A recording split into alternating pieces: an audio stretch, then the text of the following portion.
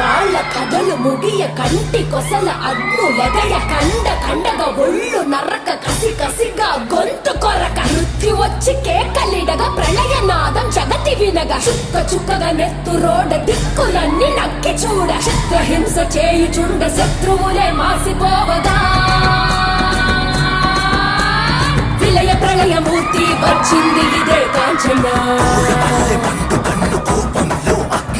మరణ మృదంగమ్మై నిలిచీర్చవచ్చే కాంచన కసిగా నిన్ను ఖండించేసి పోగా కాలరాచి నేడు నీ కథ ముగించేసి పోగా